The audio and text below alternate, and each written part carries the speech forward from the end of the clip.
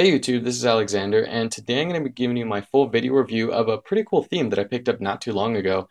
The name is Flattington, and it's available for any of you running CyanogenMod 11, Paranoid Android, or any other custom ROM that's got the theme engine built in. It'll change a lot about your device, and if you guys aren't quite sure what it's going to do or what it is, go ahead and check out my Android L theme review, which will be linked down below next to that like button for a little bit more backstory on what the theme engine actually is in custom ROMs. But anyway, today we have Flattington Dark. It's going to change your wallpapers, your lock screen, your wallpapers, your fonts, boot animation, pretty much everything about your device except for the icons, which is pretty much the only downside I've found with Flattington. Everything else looks really nice. You can see here from the previews of what it changes and sort of how the boot animation looks right here. It just looks really cool, and I like that bow tie. The burgundy and mint green colors just work together very well, and everything about this theme is really nice. So the first thing we'll go ahead and take a look at is the keyboard. Now it is the Google keyboard, so it's going to function exactly as you would expect it to. You still have swipe, you've got predictive text, everything again functions the way you think it would. Of course though, it is themed, so you've got a nice burgundy background behind those light colored keys. The keys off to the side are darker, pretty much black. And it just looks really nice, and I didn't think the mint green and sort of burgundy would look nice together, but they do here. Now the cursor is a nice sort of mint green as well. It's been changed just a little bit, but it functions still the same, of course.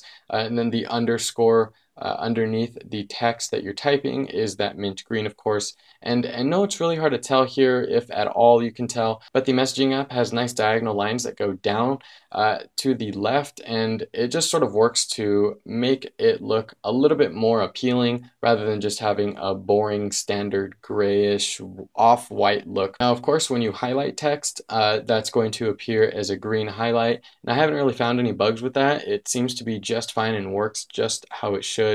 Now the left and right arrows next to the soft keys are part of CyanogenMod 11, in case you guys are wondering, so that is actually not a part of the theme, but if you want to get those you can just download CyanogenMod 11 for your device. Now the icons up top look pretty cool.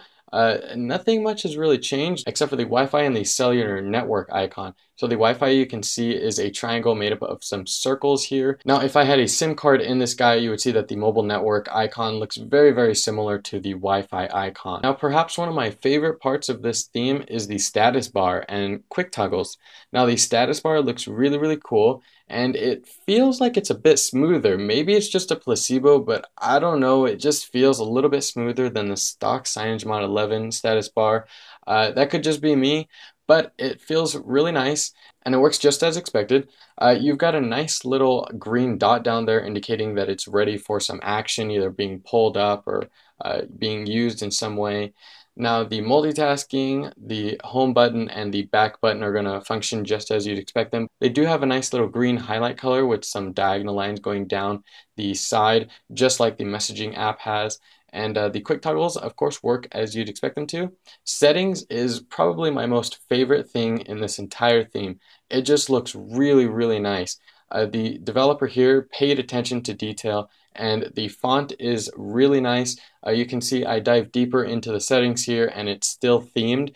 Flattington, unlike another theme I took a look at not too long ago where when you dove deep into the settings it didn't quite theme it all the way. Here it does, and I really like that. So you can see I'm jumping around to the themes and everywhere, and it just looks really nice. You can see that the toggles actually have a nice mint green when they're on, and then a burgundy when they're off. And then if it's not even connected or able to be turned on at all, like mobile network, since I don't have a SIM in here, you'll see that that's just sort of an off-white color.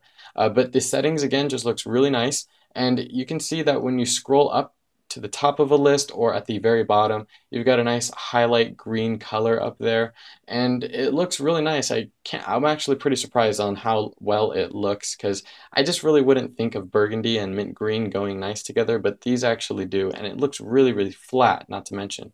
So jumping out of there and on into the sliders, you can see here the slider for the volume toggle is that nice burgundy again with the mint green as the slider color.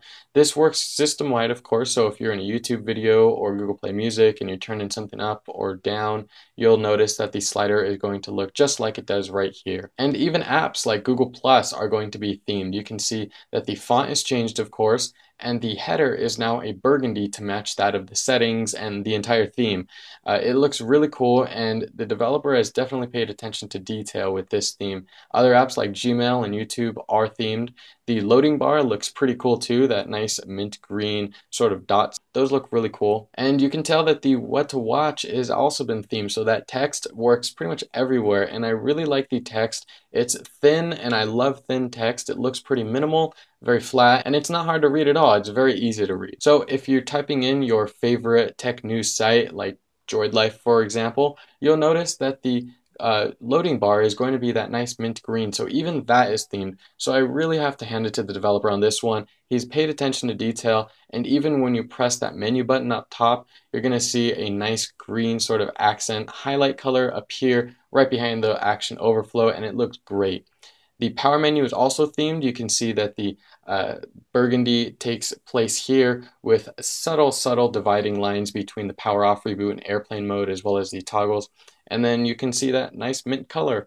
And of course, those loading circles once you turn it off. So that was Flattington. A really nice theme. I really don't have anything bad to say about it. The only thing I could knock it for was not theming the icons, but I can understand why. It'd be better to not theme them at all than to try to get them themed and not really have it theme all of them. So I really applaud the developer with this theme. It looks really nice and fantastic. He did a great job with it, and I believe it's free in the Google Play Store, so definitely check it out. I will leave a link down below for that in case you guys are interested. Remember, it'll work with CyanogenMod 11, Paranoid Android, and it should work with other ROMs as long as they have the theme engine built in. That's pretty much going to end it for this video. I hope you guys enjoyed it. If you did, be sure to hit that like button, subscribe down there for more, and don't forget to follow me on Google+, Twitter, and Instagram. I will catch you guys in the next one. Peace.